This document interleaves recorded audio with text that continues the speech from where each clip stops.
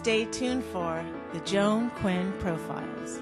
Joan served the state of California as a member on the Arts Council and on the Film Commission. She was formerly on the Architectural Commission and fulfilled 2 terms on the Fine Arts Commission for the city of Beverly Hills. As an editor for Andy Warhol's Interview magazine, Condé Nast Publications, and the Hearst Corporation, Joan covered the world of fashion, the mysteries of food, the excitement of theater, and the international art scene. She continues to find people who are on the cutting edge of their professions. Here's Joan Agajanian Quinn. Hi, I'm Joan Agajanian Quinn, and welcome to the Joan Quinn Profiles. We're taping here at the Hollywood Museum in the historic Max Factor building, and our guests today are design fashion expert Taryn Hipwell and actor-director Robert Beltran. Fashion designer, producer, educator, and eco-diva, Taryn Hipwell was born and raised in Pittsburgh, studied fashion design at the School of the Chicago Art Institute, and screenwriting at UCLA's Extension program. She's the founder of Eco Divas and has hosted events under that umbrella. She teaches at FIDM, a class in sustainability, and is on the advisory board at Santa Monica College. So, what is an Eco Diva? Oh, wow.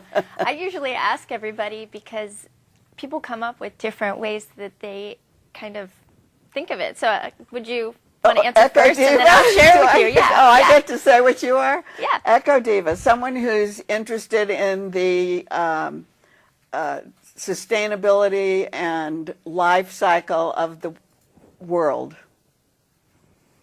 Yeah, pretty much. So what is it? Well, when it started, it was a character that I created, and it was a woman who was thinking that she was the eco diva and the fashionista of the world, but actually was not as green as she set herself up to be. So we're talking about ecology. Yeah. And we're talking about being green. Yes. And this is something that you teach. So Yes. you're way ahead of me on that. Right. And then the second part of that is I played her personal assistant, and I was the person that actually was cleaning up after her and making sure that things were good in the world. So it was a fun project that I created, and then even in the space of like eco divas, I wanted people to have this way to take to appreciate themselves for the things that they do. So if you're turning off the water while you're brushing your teeth, if you're using a lipstick that doesn't have lead in it, if you're making the intention to look for an organic milk, or, just the little things that people do, and to give themselves credit for the things that they're doing. And using the back of paper. Yes. Using the back of paper. I have like my stack of printouts, and it's Okay. so funny because I'll go through it and I'll find things from like 5 years ago. And using the back of it to saving paper. Okay. That kind of thing. So it's not really just fashion. No, everything related to lifestyle, fashion, beauty. I used to say fashion, film, fun, and fabulousness. But you started as a fashion designer. You were going to be you are a fashion designer still. Yes. So what changed? What was the scope of your change? When I was working in New York, I worked for Anna Sui, and it was amazing watching the way that she worked with her staff and her people that she contracted with, and she was amazing as far as the way that she treated people. However, when we would get $50 a yard fabrics, I would be allergic to them. The toxic off-gassing was physically making me sick. Really? We would get like purple mohair, and I would be so allergic to it that I would get hives. And it's interesting because I only started sharing this part of the story more recently, and it occurred to me that the $50 a yard fabric that was coming in, the humans that were making that fabric were having to ingest all the chemicals just for this one thing so that we can feel self-expressed. To make 2 or 3 dresses, right? Yeah, and it didn't make that's sense very to me. interesting. Yeah. Because it doesn't affect everyone the same way it affected you, right? Right, exactly. So in essence, the people who were dyeing that fabric or working on it didn't have to be allergic to it. Right, But they it's still needed toxic. to be. Like it's they still had to do toxic. it as a job. They still had to be protected from the toxicity. Yeah. I see. So that then morphs into sustainable fashion, Yes. right? So Yeah. that's like a sustainable industry that I don't think people even are aware of nowadays. Oh, I mean, the crazy thing is I'm in the process of creating a shopping guide specifically for the fact that there are so many different elements to sustainable fashion. So my entire outfit right now is recycled. So like my dress I got from a clothing exchange. My shoes I got from a clothing exchange. You mean they've been worn before? Yeah, by Okay. somebody else. And then this bracelet, I have a friend that takes leather from the shoe industry, chops it up, and makes it into rock star accessories. So that's the sustainability part of it, right? Yeah, recycling. Then there's also Recycling. chemistry of dyes and fibers, so paying attention to what are in products that you're going to buy new. So whether it's made with like an organic cotton versus a conventional cotton, what does that mean? What types of fabrics to look for? So there's tencel, there's like things that are made from wood, but then there's also a conversation around wood-based fabrics, which ones are good, which ones in the bamboo space are good. So when you get into like the super nerdy side of fabrications, there's a lot of information that can be covered. So you're teaching us. I'm a consumer. But what about the designer? Has the designer learned these elements that you're talking about? Well, we're actually going to do a consumer shopping guide and then a designer shopping guide. So with the consumer shopping guide, it's going to be more about the brands to look for, the ways that you shop, and how to find the things that you like in the way that you like to shop. Like, I don't want to change people's habits. And then the second guidebook is going to be a shopping guide for designers, so getting them connected with better fabric vendors, with better people like in the manufacturing processes, and what types of dyes to look for. So does that change the price point of things? Does it make it more expensive? Well, okay, so there's a guy, this is like one of my favorite stories. I went to the LA Textile Show, and there was a man that was running a booth called LA Dyes and Prints. And he took me aside, and he's like, I just want to share with you something. And I was like, what's that? He goes, even when people don't ask for the eco dyes, I just give it to them anyways because it's the same price. And I'd rather feel like I know I'm doing something, and they don't need to know. It's the same price? Yeah, because the quality at this point is there. Like, you can't tell the difference between the good and the bad, so he's like, I just give him the good. So the eco dye doesn't have the toxins in it. Is Right. that what you're saying? Yeah, and the price point is the same now. And the price point is the same. Okay, so you're teaching at FIDM. Is this what you're teaching to new designers who are coming up? Yeah. So that there'll be a continuity eventually once these new designers start working in the field. Yeah, and the hope is some of them are going to work for other designers, and so they'll be able to share what they've learned. And then the ones when they start their company, it's much easier to start a brand sustainably than it is to try to shift like an entire company and everything that's going on. But I have seen it done, and even those mid-range businesses, I met somebody recently, and he has a brand called Triarchy. And he's a denim producer, and he literally stopped his business after 5 years and started doing it more sustainably. Came to meet me in Magic, and now he's like one of my favorite people ever because he's intentionally making sure that he's going to do it right. Okay, so how do you make denim sustainable, I guess we're talking about, or not toxic? Was denim toxic before?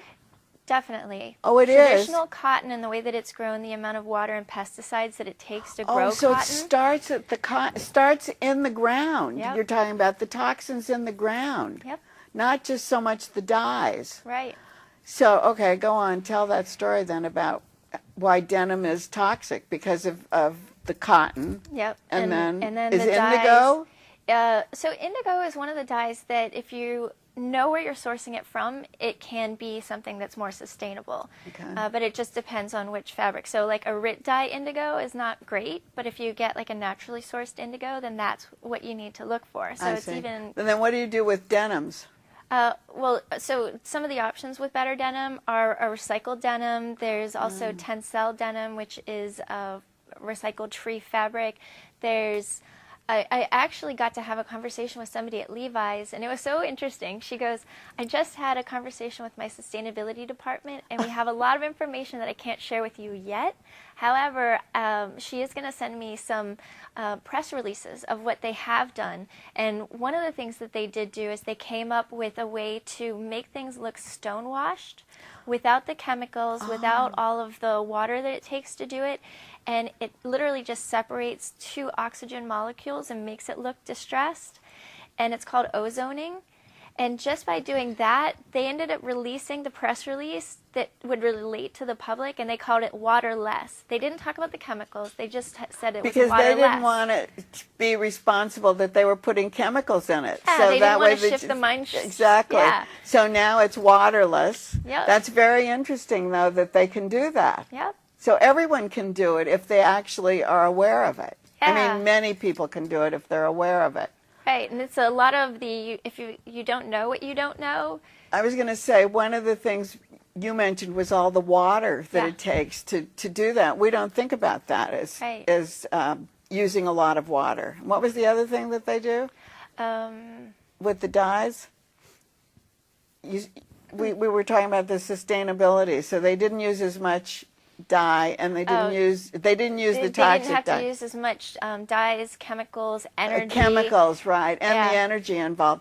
I know that you've done panels in South Africa and Zambia, and you've worked with UN Women. I thought that was pretty interesting. Tell us about that, because there's an arts chair at UN Women. Yeah, so I was the arts chair, and I was just recently asked last week to come up with a new title for myself. You were the arts chair? Mm-hmm, for about 2-3 years, and then the last 2 years I wasn't able to participate as much, and I'm going to be participating a lot more this year.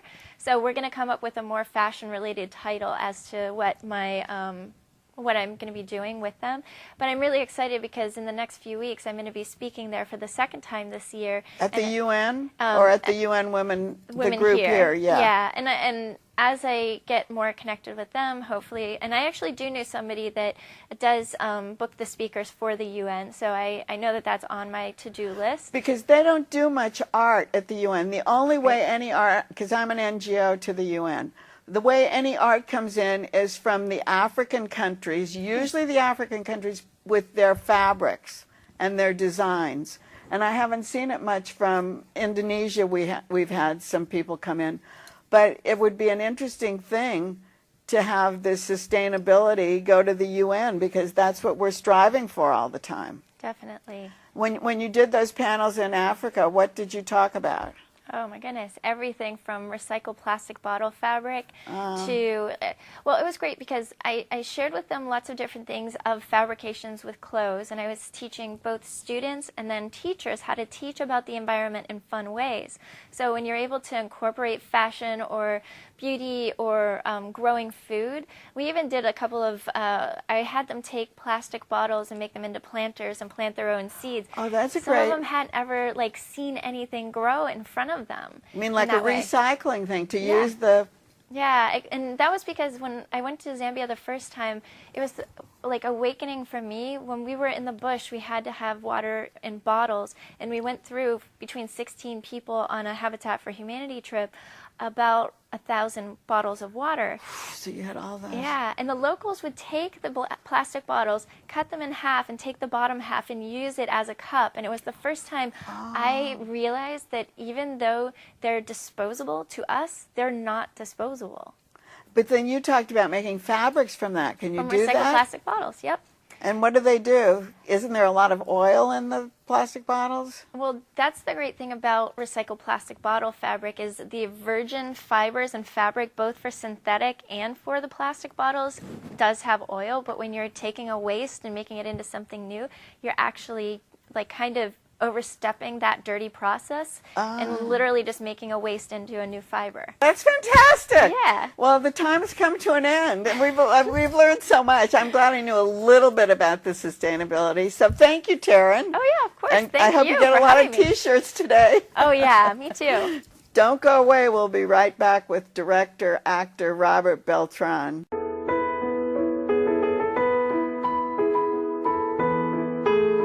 Hi, I'm Joan Quinn, and welcome back to the Joan Quinn Profiles. We're taping here at the Hollywood Museum in the historic Max Factor building, and I'm with award-winning actor Robert Beltran, who was born and raised in Bakersfield, graduated from East Bakersfield High, and earned a Bachelor of Arts not far from his hometown at Fresno State.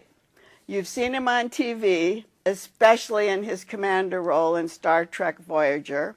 in my friend Paul Bartel's film, Eating Raoul, and on the stage in Jose Rivera's Boleros for the Disenchanted. His director work currently is on stage at East LA, and I don't know the name of the theater, but it's Mariela in the Desert. Yeah, the play is Mariela in the Desert, and it's at the Casa 0101 Theater on First So Street. it's just over the bridge. Yeah, just about. Just over the bridge, so 5 from minutes from downtown. Yeah. What is that story? It's pretty interesting. It's a beautiful story. It's written by Karen Zacarias, and she's half Mexican, half Anglo. And this is about a woman, Mariela, who is a painter, her husband being a much more famous painter in the 20s and 30s, where they used to pal around with Frida Kahlo and Diego Rivera, and that milieu of artists. Did she write it with Frida in mind? Is it kind of a takeoff on their relationship? No. Oh, no, it's it not. It's not. It is about her having to put her painting career on the back burner because of a child that she had that needed special attention. But so many women who are married to artists are always put on the back burner, Yeah. too. We find that in history. That is a big theme in the play. Because Karen, Zacarias. is that part of her background? In a way, yes. She I wondered about that because she's based it on her grandparents. Ah. And I guess they had a similar relationship as the two characters in the play. So how did you cast it?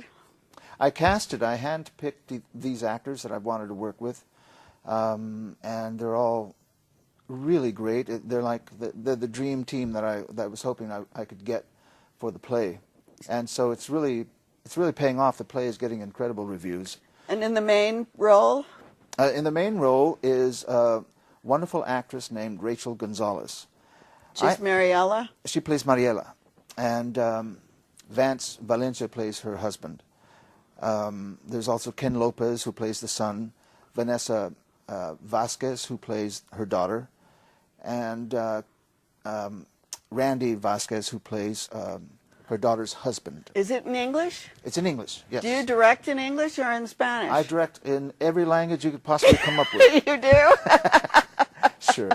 You direct in English? Yes, this play is in English. And you said it's been getting great reviews, Yeah. and I think it's really interesting. The point is really interesting of what you're saying. It's like this theater is owned by a woman, and That's yet we've got these women playwrights and directors she always has over there, I know.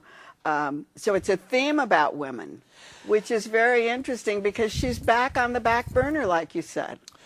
Well, her husband forces her, basically, to stay in the background. To stay, yes, because it's an ego thing, isn't it? It's an ego thing. She's actually the much more talented of the two. Isn't that... That's not always the way, but No. it's very interesting because it's a different twist. It's a macho thing. It's a macho thing, and it's also a thing of the earlier, in the 20s and the 30s. Right.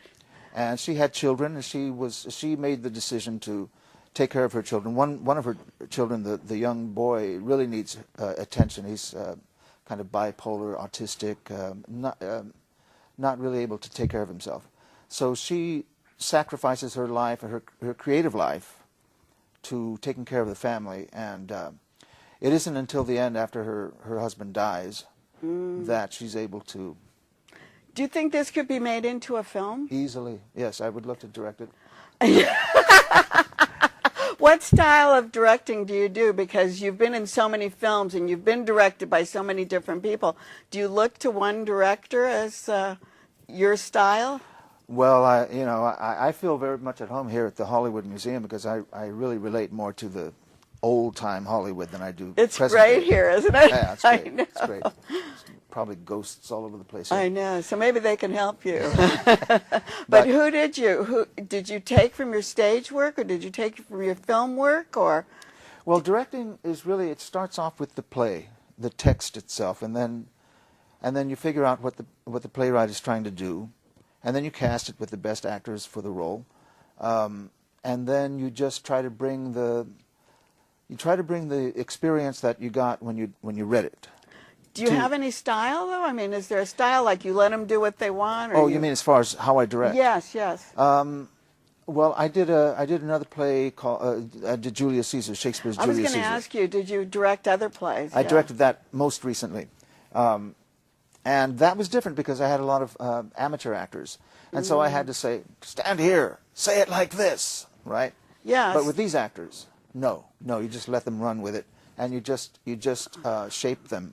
Because they've all been to acting school, they all have experience. They're when you're with an amateur, you're like the acting teacher in a way. I guess, it is. Huh? It's a lot of acting. So did that? Coaching. I know you were in Zoot Suit. Were you in the film or were you on stage too? No, I didn't do the stage production. I was still in college.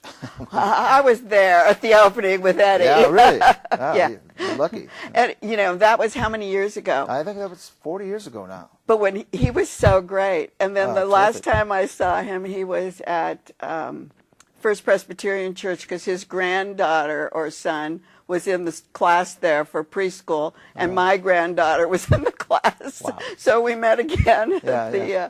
I guess 40 years later. Wow. Well, it made his career. He was so great in that. I know, and it was wonderful. Yeah. And you were in the film? Well, I was doing a play with Luis Valdez, who wrote this. Oh, I love the screenplay. Luis Valdez, right? Yes, and I was during the end of the run. He asked me if I would like to go to L.A. and do this role, and I said, "Oh, of course," because I hadn't made the move Where to Los were you? Angeles. Were you in mid? Yes, it was in California? San Juan Bautista. Yes, Because we used to fund him when I was on the Arts Council. We funded that company there. It was great. Well, thank you for the job that you did. Yes, you got it. So then you came to L.A. with him? Yeah, so I came to L.A. to do 4 days on Zoot Suit. Within those 4 days, I auditioned for a film called Eating Raoul. With Paul Bartel. Yes. Fantastic Paul Bartel. Yeah, great. Bizarre. Off the wall. And here you are coming from San Juan to Paul Bartel. Yeah. First, the California Shakespeare Festival, which I did two seasons with, and a tour.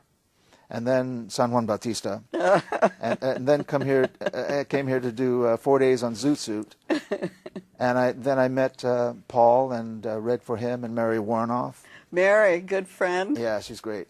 She's great. Have you ever cast her in anything? No, I would love to. She's painting a lot. She's painting a lot. And she's incredibly talented.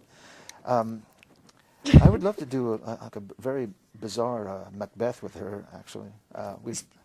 Well, that's a good thing to bring up. First of all, how did Paul Bartel and you get along? Wonderfully. He's a great guy. He was very charming, very much a gentleman, and understood where I was coming from, which was, I was very broke. And so But did you go from Fresno to San Juan? Yes. Oh, so you went right up, right? Well, after Fresno, I did 2 years at the California Shakespeare Festival. That's why you're into the classics, because that was the next thing. Because I know you did this classic lab. Yeah, I was one of the founding members theater of the Classical right. Theater Lab, which was basically a bunch of actors getting together trying to figure out why Americans don't know how to do classical theater. And they don't. Many of them don't. Some of them do. Because of their training? Yeah, because of their training. Also because of the emphasis is just not there anymore. But that wasn't the same thing as when you did the East LA Classic Theater. That was a different thing, right? That was a different thing. That was a precursor to the company that I co-founded with Vance Valencia, which is the one doing Mariela in the Desert. Oh, that's what it is. What's the name of that company? That's the Angel City Theater Ensemble. Oh, right. And how many members do you have? We have right now 8. Oh, so it's just a little core group. It's a small nucleus of 8, and from there we're going to start off doing small cast plays. Angel City, because I said I love the name. Yeah, it was a perfect thing. Yeah. So the Classical Theater Lab is where you teach people and figure out what to do with the classics, and then the East LA Classic Theater. That came out of another idea that I had to start a professional company with just doing classical plays. Is that still going? It's not. It isn't. But then Angel City is going now. Yeah, Okay. yeah. Then one of the other things, I wanted to talk about Zoot Suit, which was in the beginning of your career and which led to Paul Bartel, led Yeah. to a lot of things, I guess. Oh, yeah. And then when did Bolero for the Disenchanted come in? Well, that was a play by Jose Rivera that I did in San Francisco at the American At the American Conservatory. Conservatory. Yeah. I see. Was there any singing in it? Those were boleros, right? Well, the music? Boleros imply sadness, sad songs, and this was This was the story of a couple that followed them through 40 years. Oh, I And see. so did they do the music through 40 years? there was a lot of music, but there was no singing from the actors. You didn't sing? No, unfortunately. Are you a singer? I am. Oh, Yeah. you are? So we could have had you doing that. Well, yeah. I mean, Do you go back to Fresno State? Because they have a great program, don't they? they do. I was very lucky. At the time, I only went there because I had a job waiting for me. Up there? Yeah, but I love it. We did the museum there. The Fresno Museum did an exhibition of my portraits. Oh, really? And we worked really closely with Fresno State because Yeah. they're so intertwined. I was so lucky because that theater department, I did not know, but it was rated in the top 10 in the state. When you went, you didn't know? In the country, top 10. Like I said, I only went there because I had a job waiting for me. Who was there teaching? It was a great staff. There was Dr. Phil Walker. There was Dr. Jan Bryan. They just had her 90th birthday Wow. party. Loring. Had they all been involved in the theater? Yeah. In the north, Yeah, probably more. Yeah, at Fresno State. It was a great place to work. It was a smallish theater company,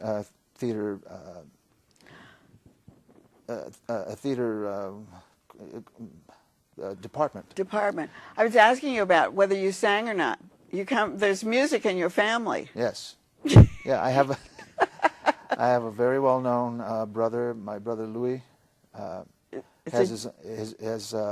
his own orchestra that he plays around town with all over the place. So he's Louis Beltran. Yes. He's a jazz person, Yes, right? yeah. But you come from such a huge family, a lot of boys. 7 brothers, 2 sisters. What are all those brothers doing? Are they all acting? No. They took the safe route. They're in Fresno. They're in Bakersfield. Stockton, Fresno, Oh, right. Delano. I mean, it's Oh, just, wow. That whole area. But that's the Central Valley. It's Central so Valley. great, isn't it? Yeah. Yeah, it's a good place to come from. I mean, it was when I grew up in Bakersfield, there was like 60,000 people in the city, and East Bakersfield was a little place unto itself. I was going to say, it was all small town. Yeah. Well, before we leave, tell me, are you going to stay an actor or a director? I'm doing both. I still love acting. I always will. That's what but Did directing- that Commander, Voyager, the Star Trek Voyager play a big role in your life? Of course. I mean, it was 7 years of steady employment and nice big paychecks coming in every week. It was great. Are they going to do something like after that you can go back to and be the old commander? I wouldn't mind it as long as he's not too old.